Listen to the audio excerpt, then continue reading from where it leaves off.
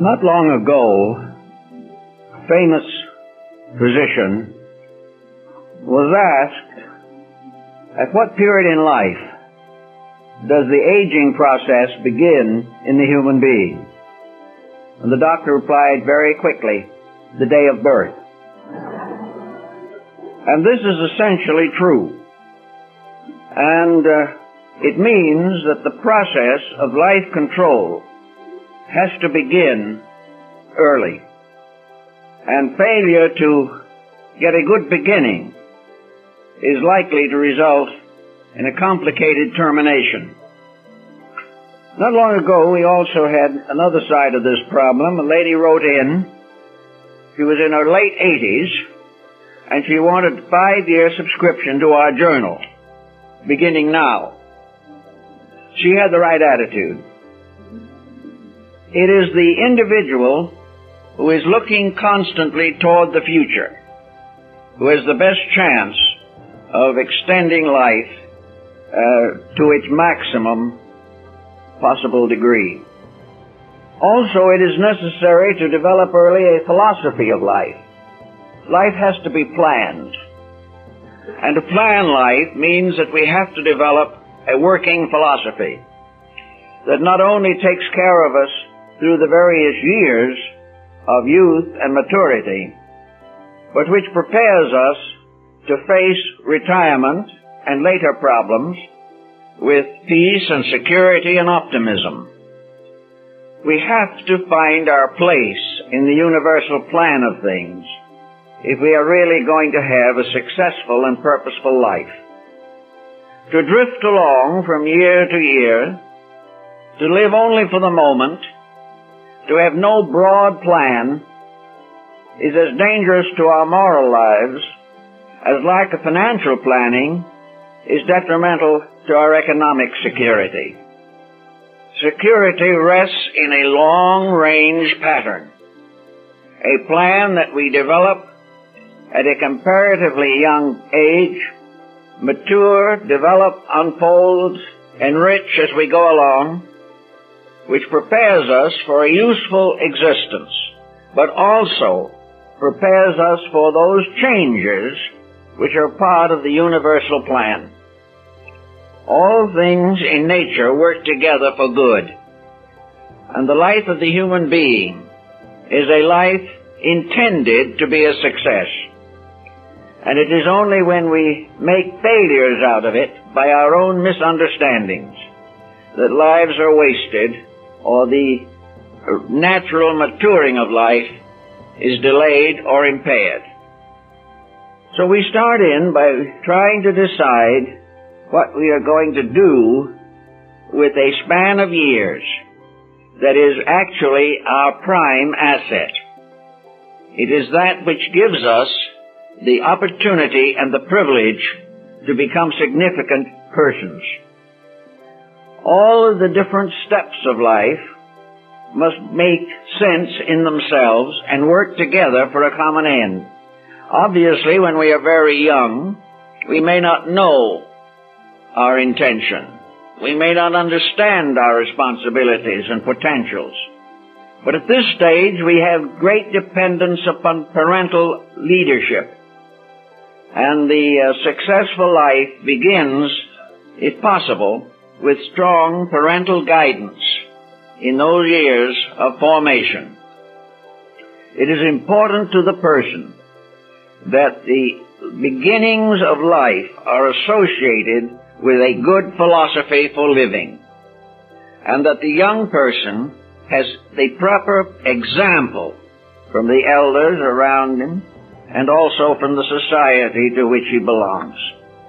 As it is usually difficult to condition society, it becomes ever more important that family, home, and home circle should be as secure and meaningful as possible. Obviously, we have to begin our material existence with a certain degree of physical ignorance. We are not prepared for the changes that the years will bring. We are not prepared for social change and the change of environment and world customs and patterns and policies. But we are capable from within ourselves of adjusting to that which is new or relinquishing that which is old with a good grace. We can make these adjustments. It all rests in ourselves. One of the earliest problems that we all face is education. And this problem becomes more acute every day. This particular generation in which we now live suffers rather severely from over-education. We are over-schooled and not over-intelligent. We are not given the type of training that prepares us for a civilization or citizenship.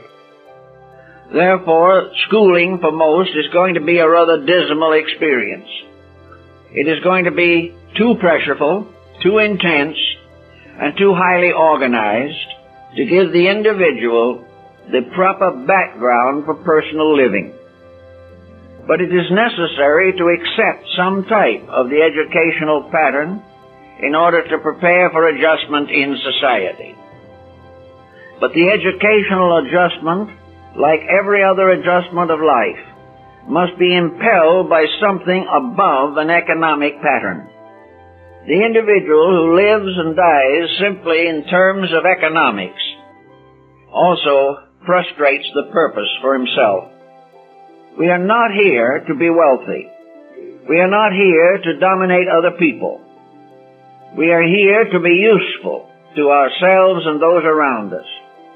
We are entitled to a reasonable reward for our endeavors, and if our earnings justify, we are entitled to a secure economic pattern. But we should never build our lives on the success formula alone.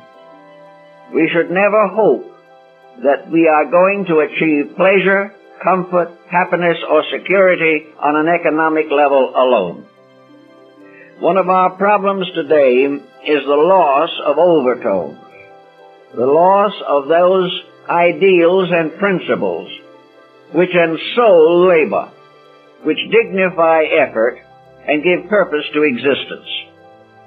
Always in our daily living, there must be some motivations, some dreams, some aspirations, which bring out from within ourselves a higher level of personal intelligence than that which comes from economic adjustments alone.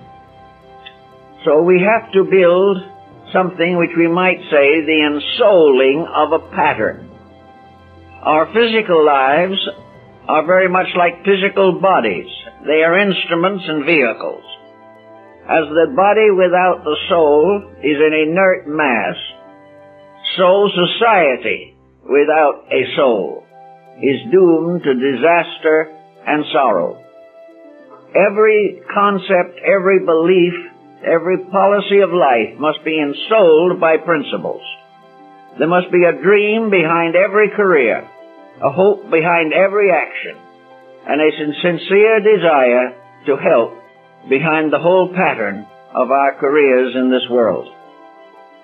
So we try to think in terms of giving meaning to skills and knowledge, dedications to the various activities with which we are involved. As we go along through the busy and summit years of our living, we are already involved in processes of adjustment. And among the most important of these periods of adjustment for many persons is the problem of economic adjustment. An adjustment to a future which is involved in a retirement program. The individual generally thinks of retirement as release from the burden of economic pressures and responsibilities. Many persons who retire have resolved and dedicated within themselves the conviction that from that point on they are not going to do anything. It is going to be one unbroken rest. and this unbroken rest becomes a kind of sleep that is burdened with numerous nightmares. The last thing the individual can safely look forward to is excessive leisure. If he looks forward to freedom from all responsibility and effort, and considers that having made his contribution to his world, he is now entitled to relax indefinitely and drift along without any major purpose or project, and that this is a reward for a life of labor, he's wrong, very wrong, and will be in trouble from the time this conviction takes over. No individual in this world can ever be happy unless he knows how to use leisure time. Leisure in the busy years of life is at a premium. But as the individual approaches the end of a business or economic career, leisure looms large. And I know a number of persons today who are struggling with the problems of leisure. They do not know how to rest without simply going into a kind of premature age. Leisure to them simply means to sit around, play cards, gossip with their friends, take occasional trips here or there, and for the most part, do nothing. Others, with a little more ingenuity, decide that this is a good period to catch up with a long hoped-for time of reading.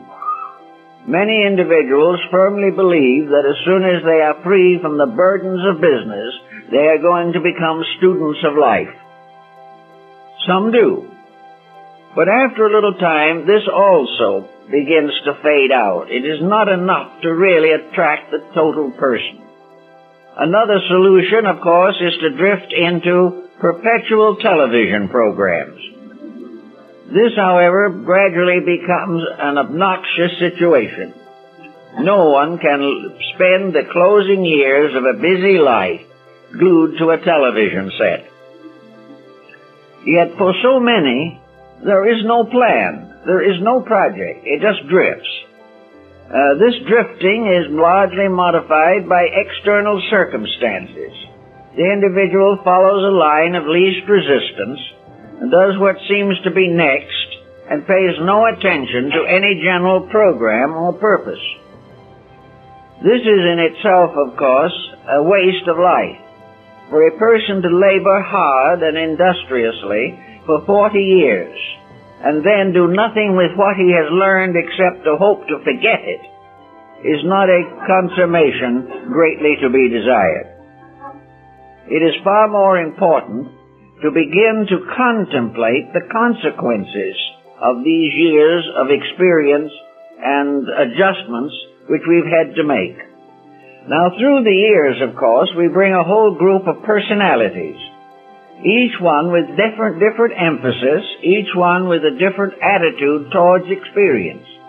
Some people, from the day of their first job, are badly adjusted. They resent work. To them, the end of work is the end of trouble. And when they can finally close the door on the last job that they hold, this is a reward.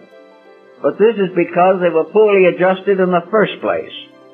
They did not make proper use of the years in which employment could have been informative, educational, or a challenge to the release of internal potentials.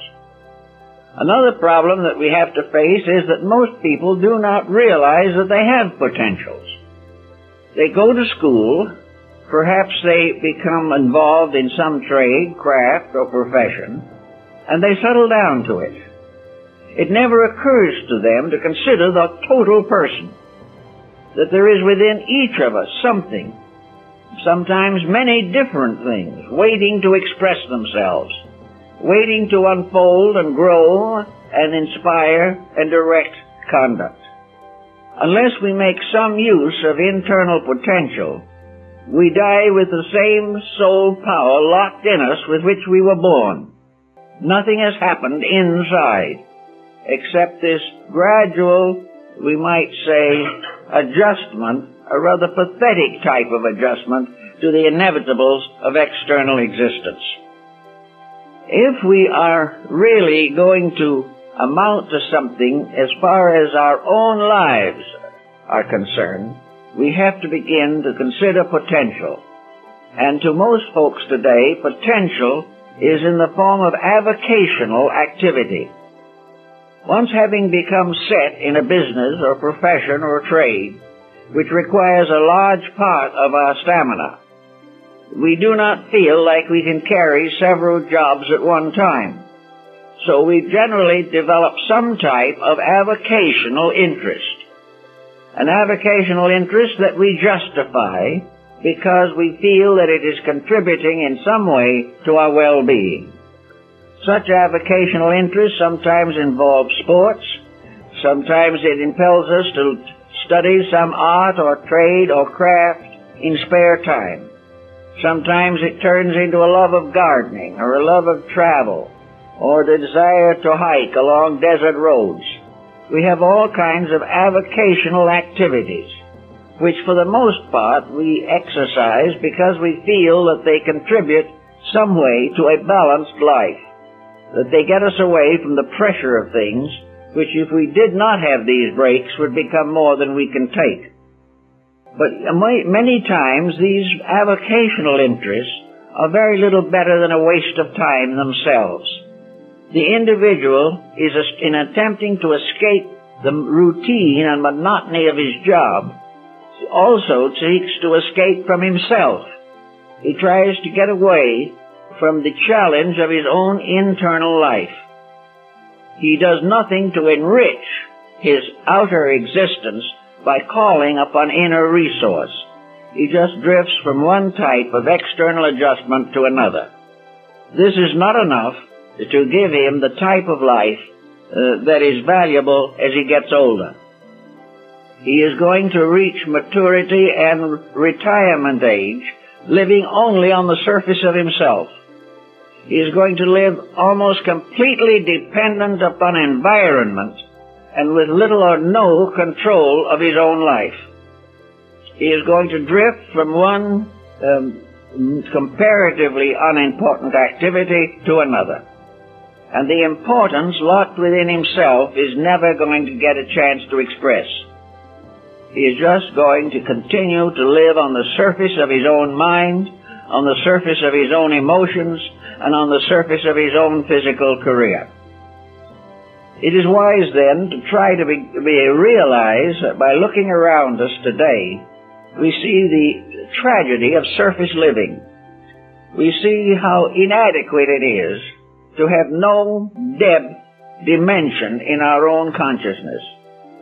We are not able to call upon internal strength when need arises. Therefore, we depend more and more upon economic security. We depend more and more upon the political world around us to protect our interests. The individual does not protect the primary interests of his own life. And these interests are all of them involved in personal growth, not in adjustment to an economic situation. Economics there must be, but the economic survival is unimportant unless there is something in the individual that is important enough to require, demand, and justify survival. Without these inner purposes, the continuance of physical existence is little more than a tragic monotony. So as we go along, we also begin to look for something. Sometimes we call it a religion. Sometimes we call it a philosophy of life. Sometimes it is a little better than a series of personal convictions based upon experience. Now, personal convictions can be very important, and experience is important, if the convictions and the experience are valid. Too often, however, personal experience is so highly involved in personal attitudes that the individual is defending his mistakes and using experience to justify his own weaknesses, unless he is wise enough to rise above this possibility. The development of a philosophy of life which is based entirely upon self-justification doesn't get us very far. We often are much worse off because of it. Any life that is embittered because personal unhappiness has occurred has failed to make use of experience. But out of this embitterment develops a negative philosophy of life which perpetuates the embitterment itself and applies it to new situations where it should not be involved. Therefore, it is usually wisest for the individual to develop an interest in some system of thought that has stood the test of time. Some belief, some philosophy, some ethical code, some moral structure that has not developed entirely within himself, but for which he feels internal need. Thus, many persons have found, as they get older, an increasing need for religious insight. They want some form of spiritual security. They want to have certain faith in themselves and in the world in which they live. Young people create or try to create lives of their own. Older persons depend very largely upon faith, the realization or belief in values which are beyond and above the commonplace and everyday experiences. Faith in something more important than ourselves is essential to a mature life. No individual is so completely self-sufficient that he can fail to make an adjustment with that which is superior to himself. The completely self-sufficient person is usually in serious trouble and often becomes a negative factor in family and social life. Having come to the realization that we need something that is going to steady and balance our personal conduct, we have all kinds of possibilities. We have several great systems of ethics in the world. We have several great religions, which in one way or another can be serviceable. Then comes the problem of trying to adjust to one of these. In early life, most people are rebels. They are rebels against family, against home, against the world in many cases. And the more adolescent they are, the more intense the rebellion. It requires some time, therefore, for the individual to outgrow his resentments against things he does not approve of. These resentments are, some of them, rather well justified, but in other instances they are simply personal pressures of likes and dislikes taking over control of a life. Where such is the case, the life itself is seriously damaged. Sometime, usually in early middle life, often when children arise, the problem of an ethical system or a moral spiritual code begins to intrude itself. Most persons would like to have their children grow up with good principles, high morals, proper ethics, and with a certain amount of cultural gentility. Most parents today are being disappointed in this area because of the lack of planning either in the family or in society for the directing of the activities of the child or young person's temperament. So the search for some type of spiritual directive comes in. Many individuals find this directive by simply going back to the faiths of their fathers. Faiths which to some others might seem rather shallow. But if they meet the need of the person, if they give that person a legitimate reason for existence, if they give that person the courage to meet the day with a better attitude, then that particular belief is suitable to that person. I think it is always a mistake to discredit the faiths and beliefs of other people, so long as these faiths and beliefs are ethically sound. This type of situation divides people into many groups. Some with better understanding, with deeper realization of experience. Some who have grown a little more through the years of activity find the need for a deeper and more positive conviction. They want some answers to questions. They want to know more, and they want to have the right to discriminate. They want to allow the mind to censor their beliefs, so that the mind tells them what is reasonable and what is not reasonable. In this particular procedure, however, the heart must also be involved. An intellectual religion is not always a comfort in time of trouble. There must also be a very definite emotional factor, something that gives faith and hope and love and kindness. There must be a veneration for the good. There must be a realization within the self of the magnitude of the universal plan to which we belong. The more the individual advances, the further his thoughts develop, the less room he has in his life for negative religious attitudes or for systems of culture which threaten or disturb or demolish the natural optimism of the person. So the working with religion has as its final end that we gain a general conception of why we are here and where we are going. A religion must give us not only stability for now, but a proper attitude toward the future. An attitude which enables us to face the future with a good hope. This, again, is a matter to a large degree of faith. But gradually, faith, enriched by contemplation of personal experience, becomes so factual that it is seldom questioned. In fact, we have to accept nearly every important belief that we have, spiritual or materialistic, upon faith, because the final answers to the questions that we all ask can only be internally experienced.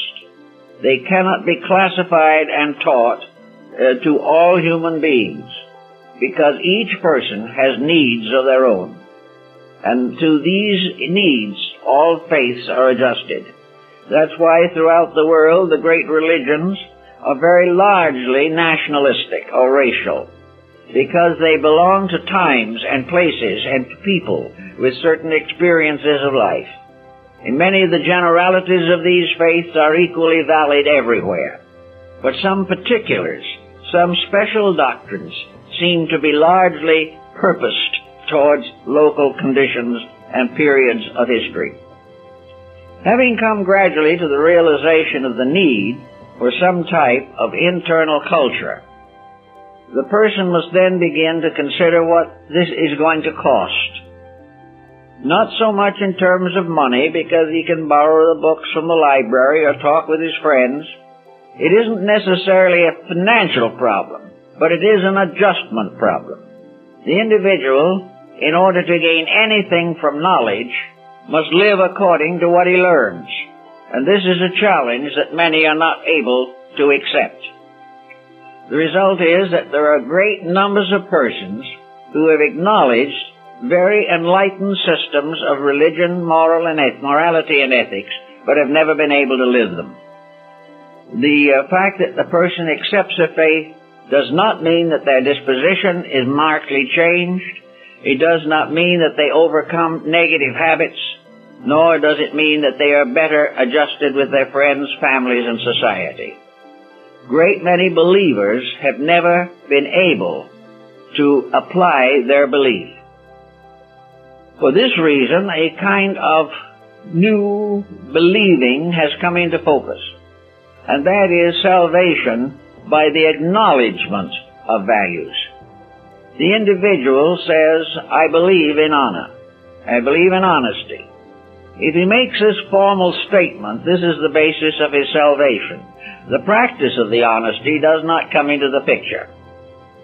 This means that many persons claim strong religious allegiances who have never lived according to the things they claim to believe. The greatest, of course, of this pattern that we recognize is the Christian problem of the fact that nearly all Christians accept the divine importance of the Sermon on the Mount, but very few people succeed in living it.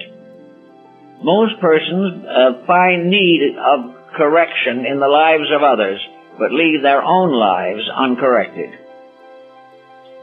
Building, however, along a line of thoughtfulness, we come toward those years where what we have done inside begins to be very important on the outside.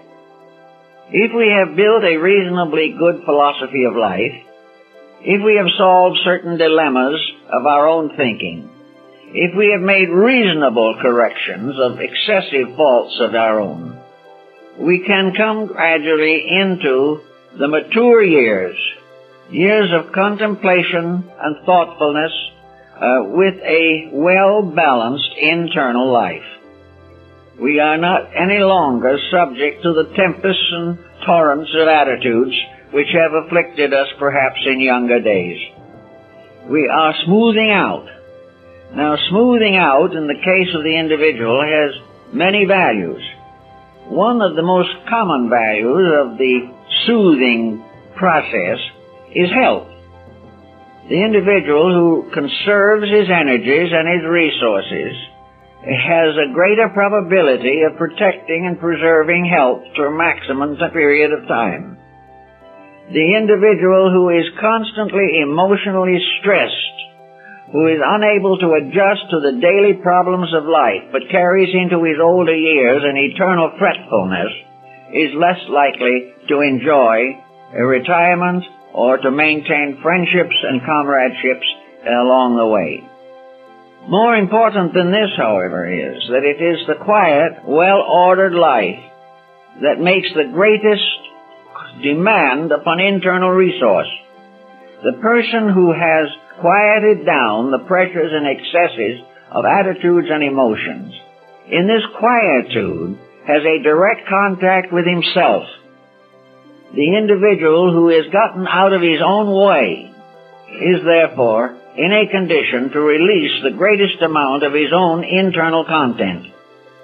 The quiet person is more or less in constant meditation.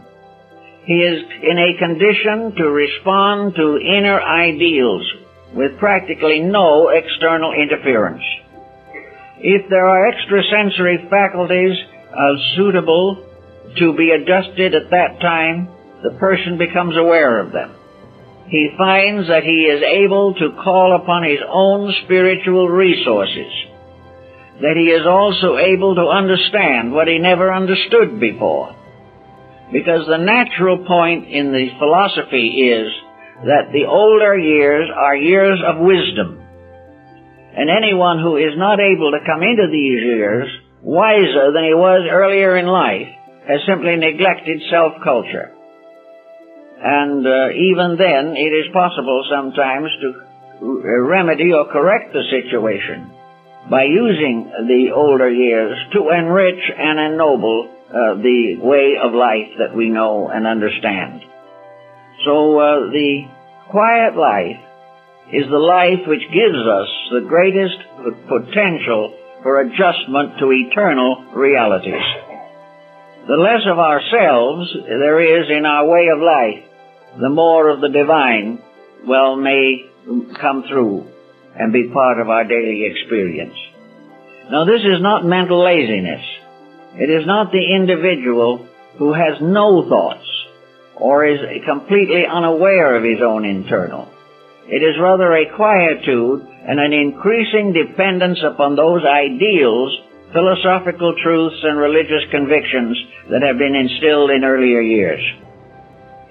Now, as we go along on this particular process, there are a lot of other factors that have to be taken into at least passing consideration. The one thing that we must all realize is that what the average person really wants to accumulate wealth for is in order to have freedom to do what he pleases. And therefore, if he is wealthy without internal maturity, he pleases to do a great many foolish things. He is not able to control the reward of his own wealth. He has the means, but lacking the integrities, finds the wealth a very heavy burden on him. As Buddha so well pointed out, wealth is the heaviest burden that the flesh must bear. And while most people would be very willing to carry the load, they are not so happy after they get it. Therefore, wealth as a matter of itself, as a means of protecting older years, is necessary to a measure, but is not a solution to anything.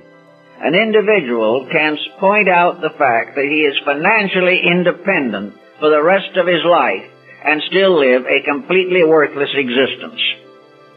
Because the independence is nothing unless he has something in himself to use independence for. Some dedication that previously he has been unable to fulfill. But now, with financial freedom and leisure, he can do those things which are important. If he has no sense of importance, then the retirement period is going to be a heavy burden on him, or a cause of endless restlessness. I know people who are in retirement, and we have them on our mailing list, some of them. And these people change address sometimes 3 or 4 times a year. Not because they have to, but because they get tired of where they are. They want some other change, something else to think about. And the only thing they can think about, some of them, is a change of address. Now this moves in on people. They don't think of it in this way. And yet it comes finally to these conditions, these situations. So as we go along, let us never for a moment plan or look forward to a retirement that is going to be insignificant. Many persons become so bored and so wearied with the job they have that it seems to them that retirement is going to be a blessed state. Yet very shortly thereafter, the problems begin to develop. Years ago, when many of our generation were thinking these things through, it was assumed by insurance and actuarial groups that the average person retiring would not live more than 5 years after retirement. They would not live longer because the incentives for life would be taken away. Boredom would set in.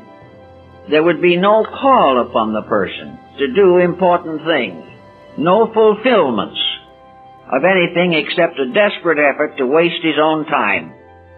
And this becomes unendurable.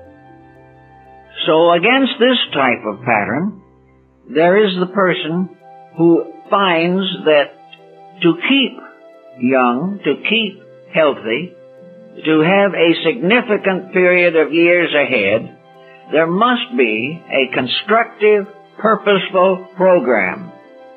And all incidental forms of time-killing gradually kill the individual. He knows before he makes these foolish moves that they are not important. He knows that he is killing time.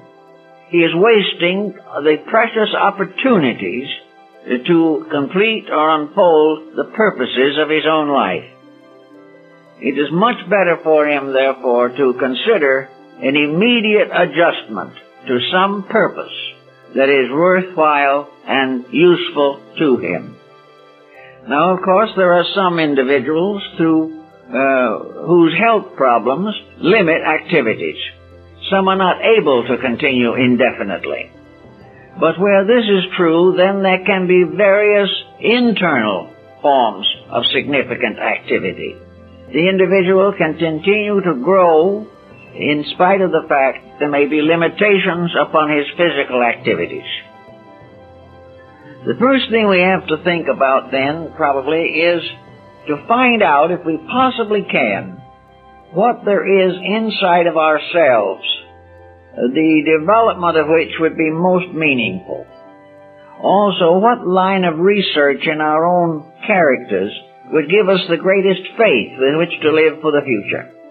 What can we do to take away from ourselves all blank ends, all dead projects, everything that is not meaningful? Some find new careers, and these folks generally do quite well. I know several careers that have been built up by the simple fact that the person continued to recognize social responsibility, and that retirement from job does not mean that the individual has fulfilled his social obligations, that the individual is responsible for his contributions to society to the last day of his life. Several people that I know of have made actual and interesting side activities. Some have done research projects in fields of interest. One that I know or knew for many years, after retirement, took up botany and became an authority on medical herbs and things of this nature, and finally wrote an important book on the subject.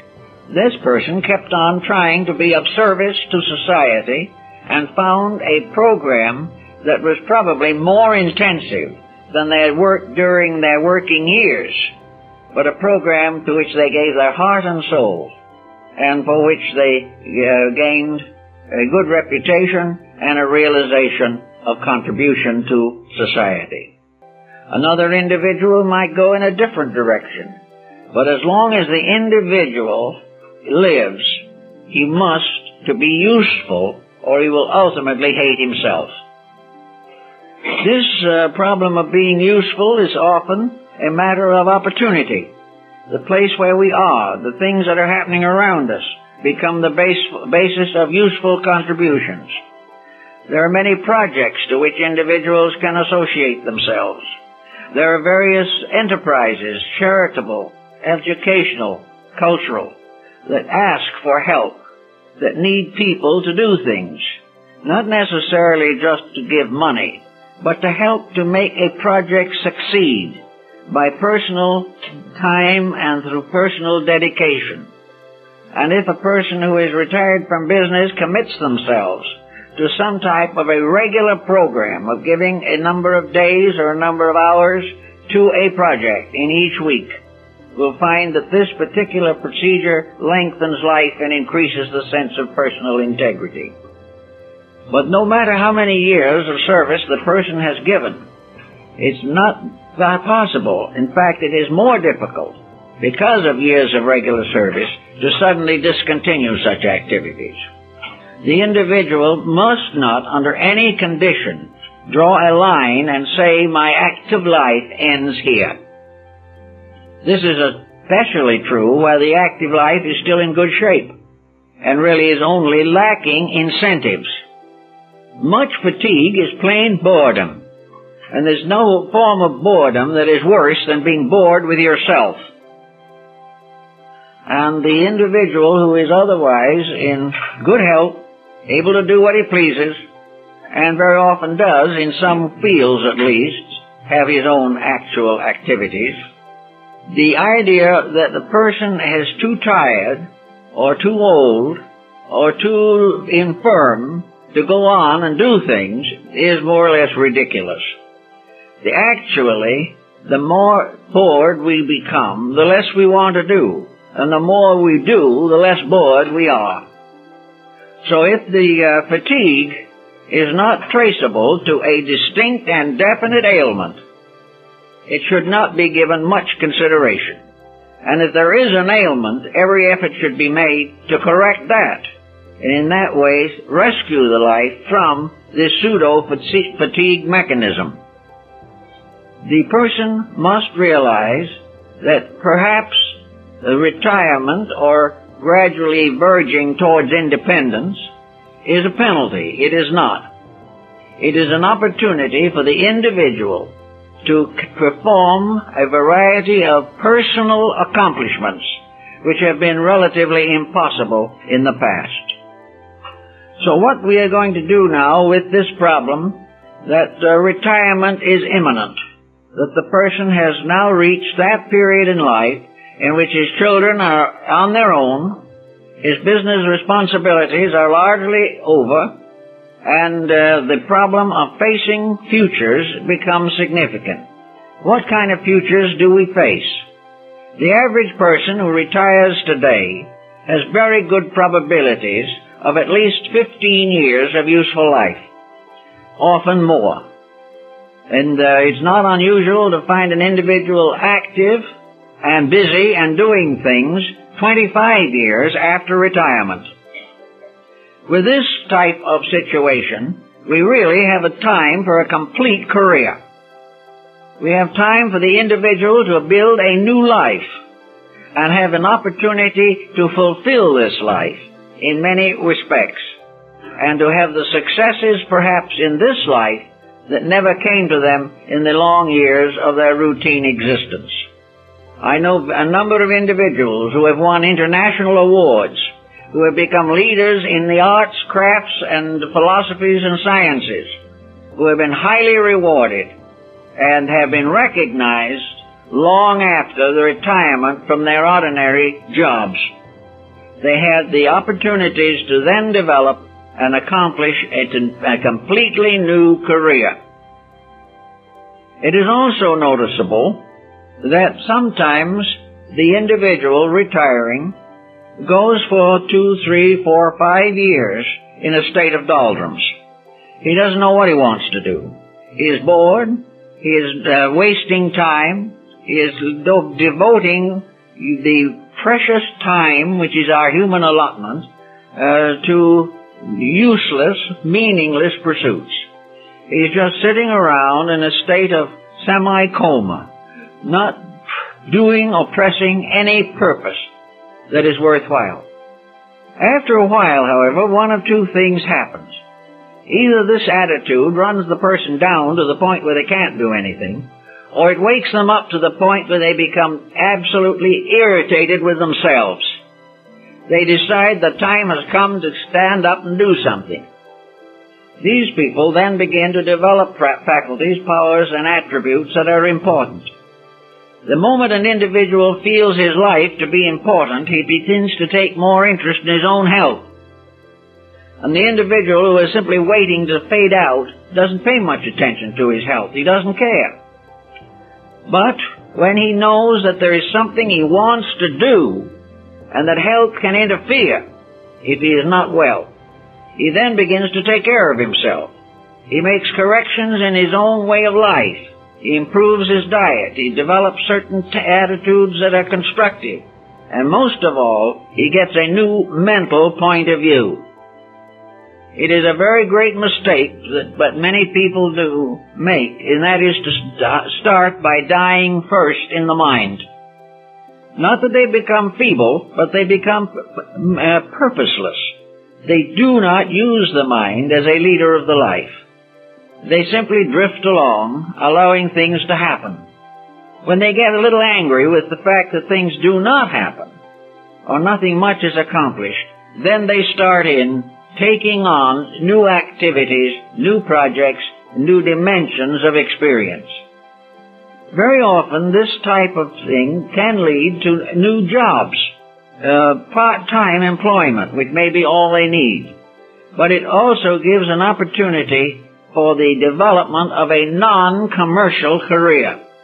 If the person has a pension, has retirement funds, or has at least a considerable part of their future protected, so that only minor other needs are essential, then the person can live no longer to make a living, but to build a life. No longer considering first of all economics, but considering first of all the fulfillment of those characteristics of the person which have been blocked by economics for the larger part of their business career. The woman of the family has no longer the problem of her children. She is now a person with greater freedom and has the opportunity of going on in education. I attended a commencement, one of our colleges, not so very many years ago, in which a man and his grandson graduated in the same class. The desire for learning had always been there. I know another case where a man got his medical degree when he was 78 years old and practiced for 10 years and was very happy about the whole thing. It's to get behind ourselves with some kind of a project that really takes care of most of the problems. And those who do develop projects nearly always live to complete those projects. or that is, to achieve a degree of success in them that satisfies the life. To have something special to do seems to lengthen life. It seems also to give greater satisfaction to life. And it undoubtedly accomplishes this, at least in part, by improving the disposition. An individual whose disposition goes to weed is nearly always subject to more ailments than those who have a constructive mental attitude. One of the best of all constructive mental attitudes is to forget yourself entirely by doing something that is more important than yourself. The individual who is living only to satisfy himself has much more danger of infirmity than the person who says, I haven't time to think about myself. The job must be done.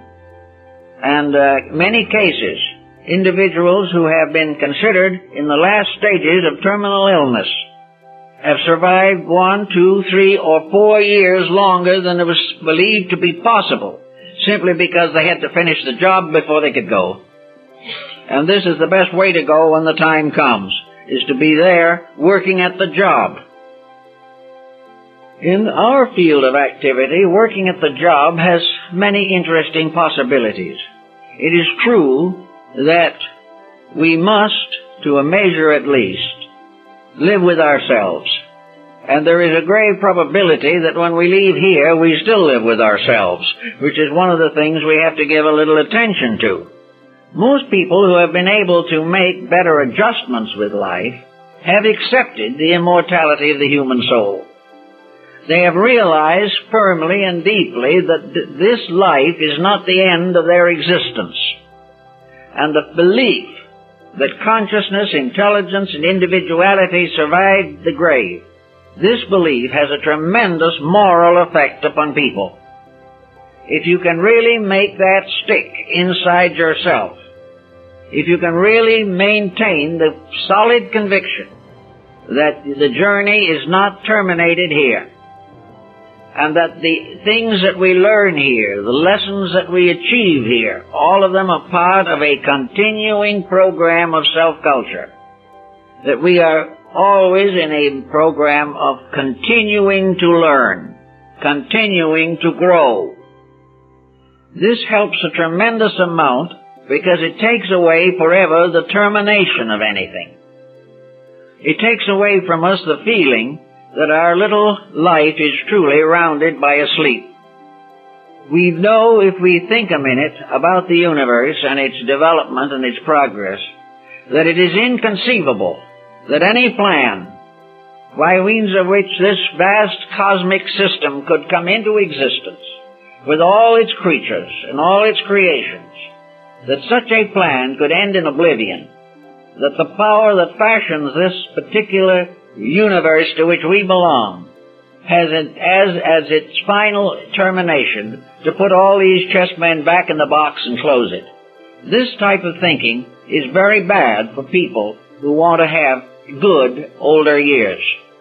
It is much more important for the person to look forward to the fact that life is forever changing, but that life is eternal.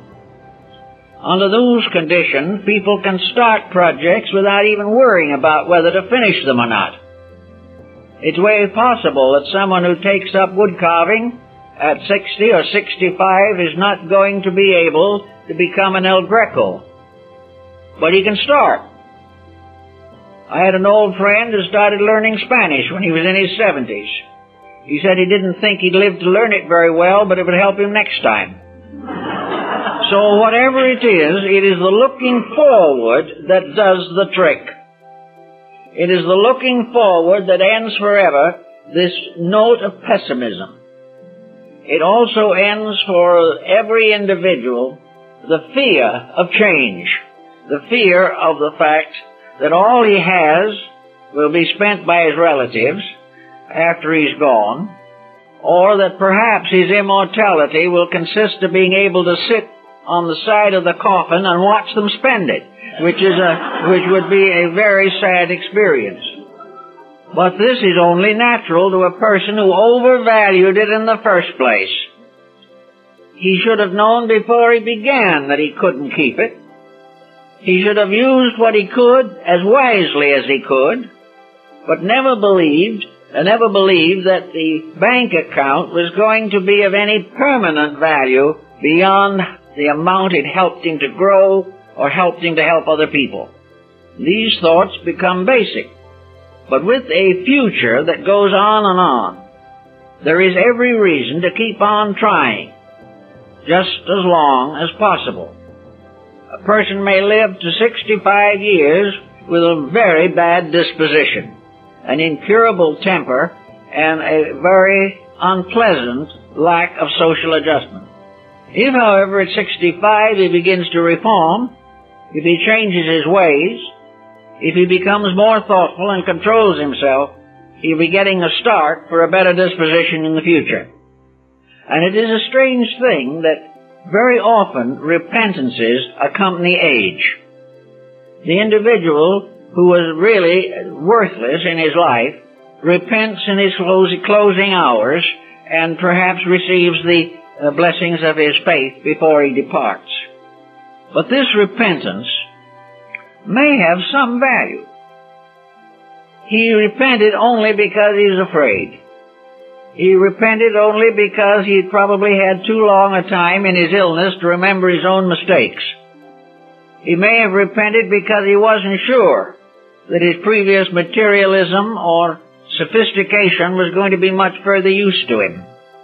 But in repentance, whatever it may be, if it is a sincere recognition of a mistake, and a really sincere and devout determination to one way or another correct this condition if possibility exists, it may mean that he carries forward into the future a resolution to live better than he did while he was here. In fact, the repentance may be the proof that he has recognized his own mistake.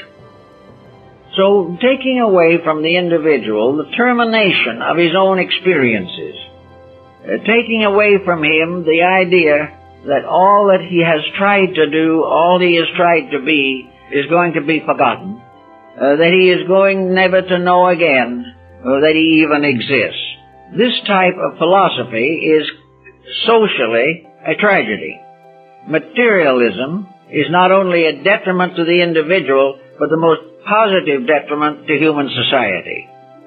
The nation, the individual, the race, the culture that does not believe in the ideals and principles and integrities of endurance and going on and improving, this type of society will breed nothing but anarchy and despair. So the person, for his own good and society, must be built upon a foundation of dedicated integrities, dedicated to the improvement of self and the improvement of the community and the world at large. Now, it sometimes happens that older people must make decisions about their lives. And these decisions, of course, differ very largely with circumstances. But all things being equal, the better disposition the older person had in his younger years, the more comfort and happiness he's going to find in the decisions he must later make. Some of the most important decisions involve helping other people. It is simply as a tragedy that older people are not useful in the very environments where they have lived, where they are actually of great value to their families and to the communities in which they exist. I know several families in which the elders are the strongest, most positive and productive members of the family. That they are the ones that are holding the whole thing together. They have the solid values. And when emergencies arise, the younger people turn to them as rocks of ages, something they can depend on. They may, in their younger years, these younger people, may have very little thought for this problem. But as they get a little older themselves and begin to recognize the responsibilities of living, a good relationship between themselves and their older relatives become important. But this is frustrated if the older person is impossible. And this is what happens when they do nothing to make themselves possible. Some cantankerous elder can be a danger and a detriment to any family. But a dedicated one who loves their children or loves their grandchildren and finds joy and fulfillment in service can have a wonderful life. It all depends upon the person. Then there are some who have looked forward for all their years to being alone. They wanted to be by themselves.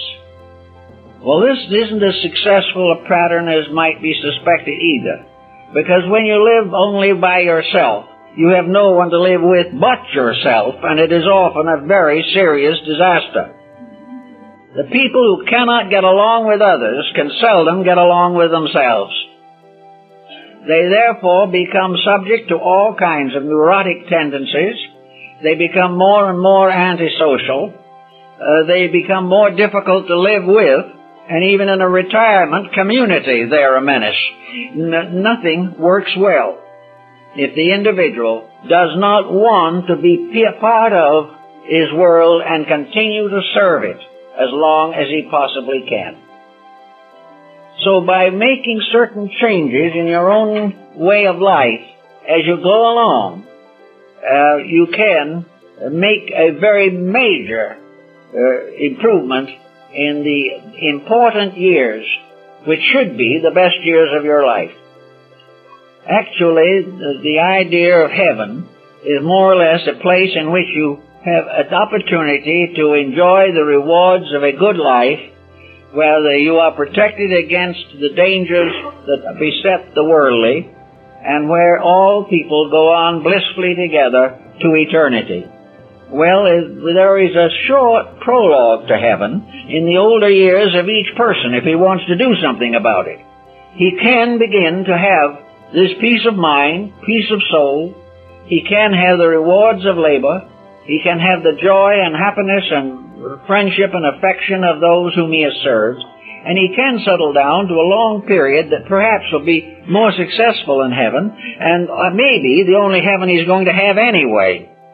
But regardless of this, he can do something important with it. It all depends upon getting started and making something of it. Now, if the person reaches retirement with none of these adjustments, the shock may produce some very valuable changes. He may gradually discover that the things that he thought he was going to want to do have no real interest for him. He may discover that all this leisure is really killing him, that he simply cannot fritter away 20 years doing nothing that means anything to himself or anybody else, just because he thinks he's tired. The more time he wastes, the more tired he will be. And gradually he will make himself into a non-productive creature. He will finally exhaust all interest in everything. When these points of retirement come, then, it's very important for the individual to make plans to make the future valuable to himself. And the only way he can do this is to get his mind more and more off of himself. As long as he says, I want to be happy, I want to do this, I must have that, he is going to remain a little miserable. Because actually, happiness is a byproduct. No one has ever succeeded in making themselves happy by a frontal effort. Happiness is a byproduct of service. It is a byproduct of dedication. It is a byproduct of self-forgetfulness in the service of something more important. Happiness comes to those who serve, not to those who search for happiness directly. Happiness does not come from security of the material things. It comes from a security within the self, in which we live in a relationship of peace with our own inner lives. Without this type of happiness, the rest of the pattern is very ineffective. So we know that the happiness can be ours.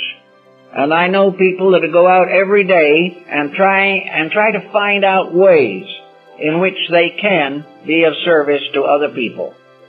I've known a number of very brilliant musicians who, after they retired from public career, simply went into religious charity. They accepted impoverished pupils who could not pay for lessons and gave them their time and effort and trained them in music. Music was what the person loved. Therefore, he shared it with those who otherwise couldn't have it. The one man I know who did that would certainly have been able to charge $100 a lesson because he was a world-famous violinist. Instead of that, he charged nothing. In many cases, bought cheap violins for his young pupils so they'd have something to play on. Another person who did this in very definite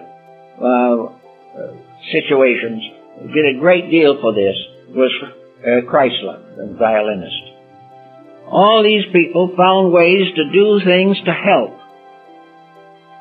And Chrysler on one occasion listened to a little boy in one of the ghettos of New York who was trying to play the violin and was doing a terrible job of it. And Chrysler sat there smiling and beaming and encouraging, and a friend said to him afterwards, he said, "How did you do it? How could a man with your trained ear in music actually endure this particular program?" Oh, he said, it was very easy. I just remembered my own beginnings. And the rest was very simple. And this is the way a great many people have found outlets for service. The problem of care of children is becoming increasingly difficult now that in many families both parents are employed. Plans and programs to work out protection for children can become an important factor among elder people. Group planning for group guardianship of children while parents are working can be a very important and constructive contribution to society today. There are many, many ways in which the person looking for something to do can find things that are valuable. But the person who is looking carefully to avoid anything to do will never find any really useful activity. I know that with the present economic situation, where a great many charities, a great many national projects and welfare projects are apt to be curtailed, that there will be still greater opportunity for voluntary service in many fields which must otherwise be neglected. Here people who have training, who have dedication, can find the golden opportunities to keep on with the thing that they know best, and that is work.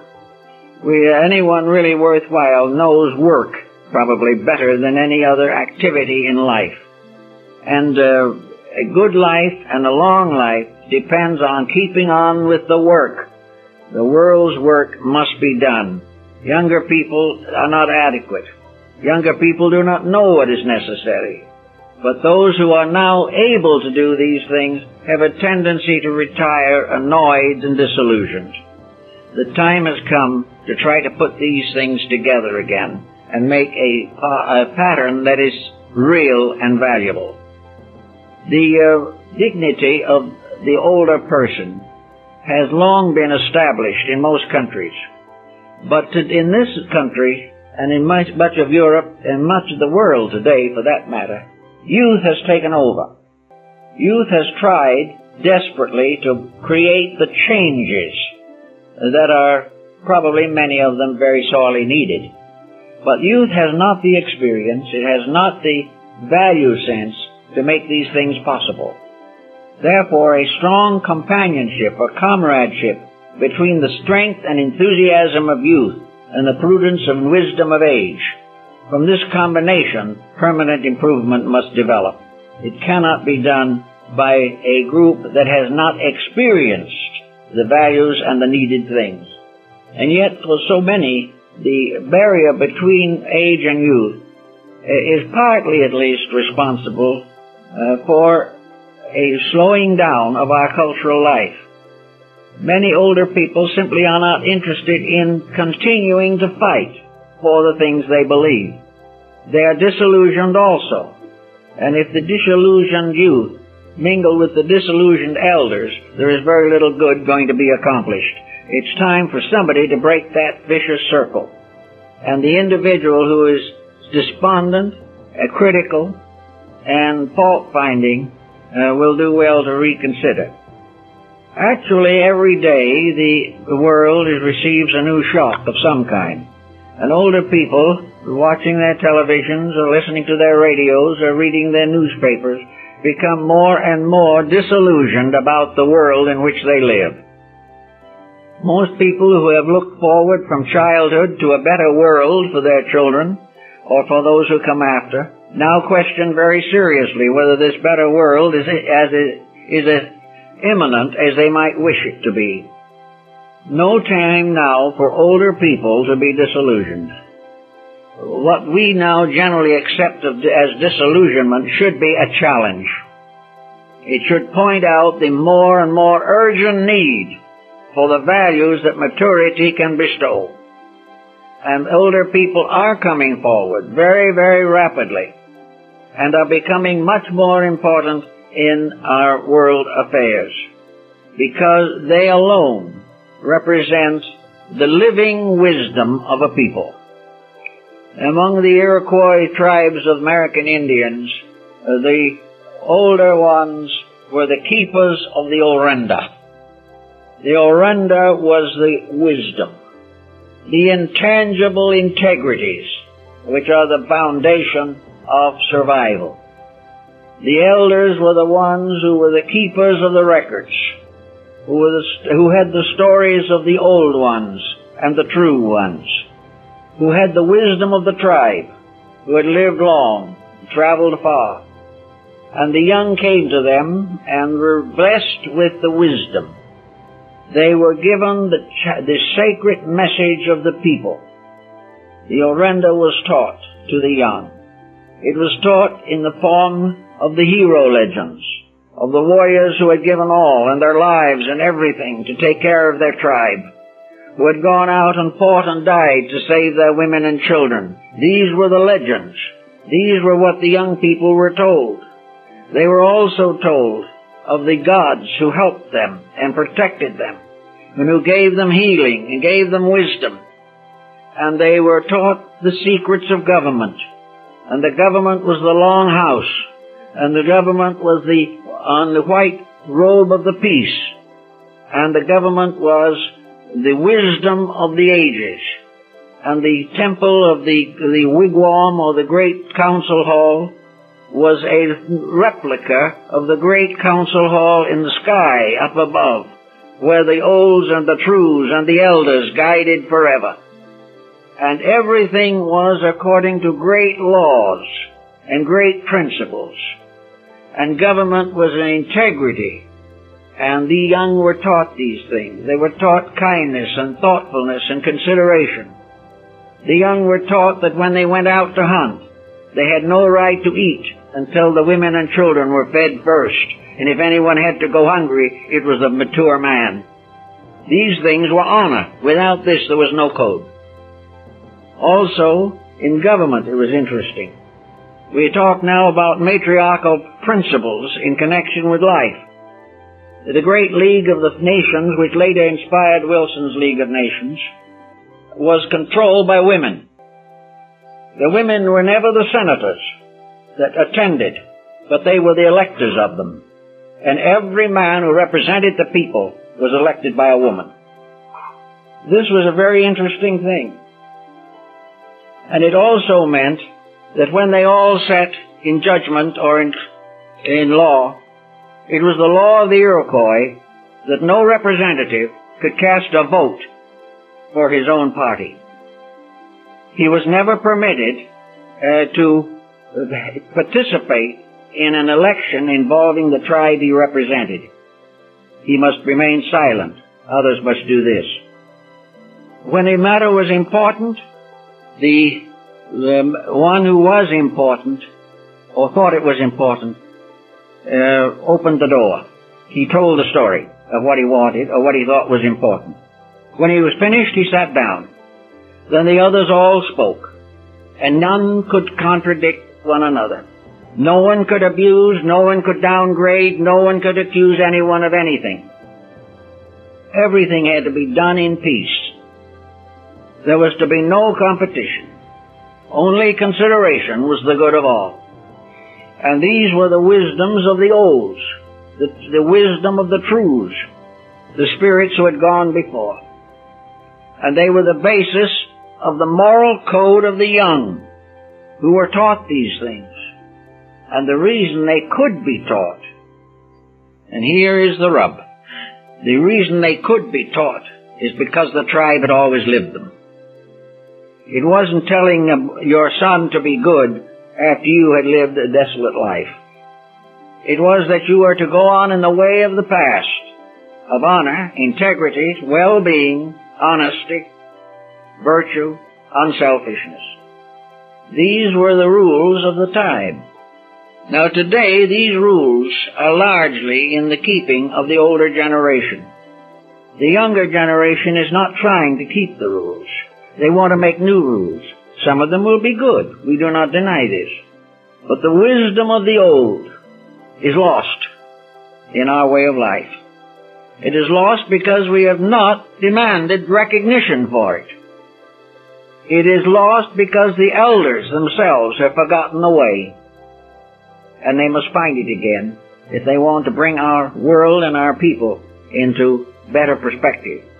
Those who have retired from the struggle of life, those who are no longer forced to toady to some adamant employer, those who have the freedom to live their lives and think their thoughts, dream their dreams, those who we call the elders, they are the ones who are free to make these decisions.